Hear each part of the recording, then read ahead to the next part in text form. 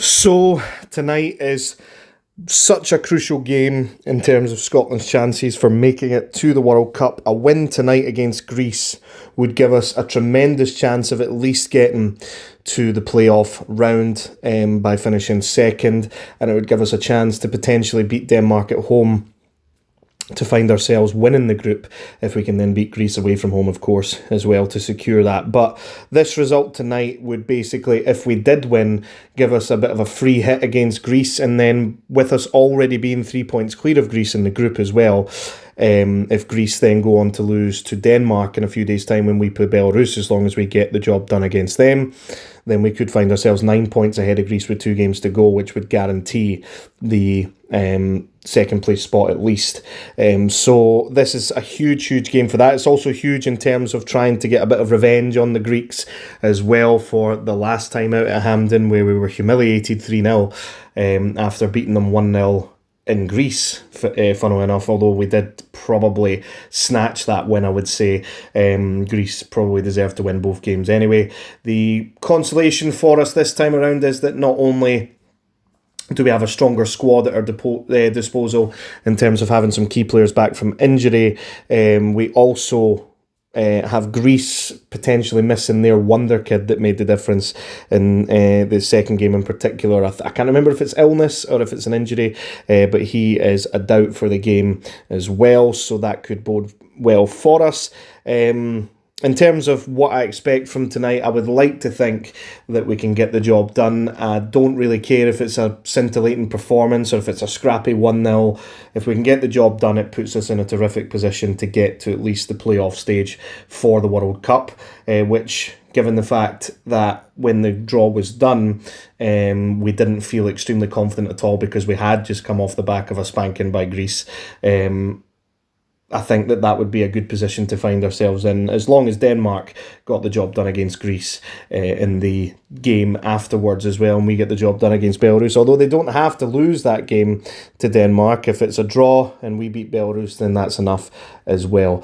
Even if they were to somehow beat Denmark, that might actually favour us if we were able to get the job done in the final 2 games too, because we would still be 6 ahead of them with 2 games to go, and we would be clear of Denmark potentially as well, with us getting the job done against Belarus, which should seem like a foregone conclusion, but with Scotland being Scotland, you never know. In terms of tonight, what kind of lineup would I like to see from Steve Clarke? Well, there's all sorts of rumours about Andy Robertson's fitness, and in all honesty, I'm not the biggest fan of Andy Robertson anyway, as regular viewers will know, because I just don't feel as though he plays as well for Scotland as he does for Liverpool, and at this point he's not even having good games all round. As much as Kieran Tierney's fitness has been called into question at times this season, I do think he's the better option at left back. But what do I think will happen tonight in terms of the lineup? I think he will stick to the back 4 with 5 in midfield and go 1 up top. I think Angus Gunn will be the goalkeeper. I would be very surprised to see anybody other than Angus Gunn there. I think Aaron Hickey will come in at right back with a centre-half pairing, probably, as much as I would like it to be Souttar and McKenna, I think it will either be McKenna and Hanley or Souttar and Hanley. He trusts Grant Hanley, so I think that will be one of the ones that jumps in there. Andy Robertson, the captain at left back, as long as he's fit to play. If not, you're looking at Kieran Tierney most likely. Midfield 5 of Ben Gannon Doak, on the right. The 3 in the middle, I anticipate, will be Billy Gilmore, Scott McTominay, and either McGinn in the middle and Christie out on the left, or Ferguson in the middle and McGinn out on the left. And up top, I think he's going to pick Shea Adams. He got a couple of goal contributions against Belarus, so I think he'll reward them with letting them keep that role up top, as much as a lot of us would like to see Kieran Bowie start to get bedded in. He has dropped off a bit in terms of form since the first set of international fixtures, but it would be a good chance to see what he can do in the Scotland setup. However, I think that's how Steve Clarke is going to go for tonight. My only hope is that if it's needed, he makes the substitutions quicker, basically. He waits far too long, in my opinion, to make changes, and sometimes he doesn't even use the 5 subs available to him.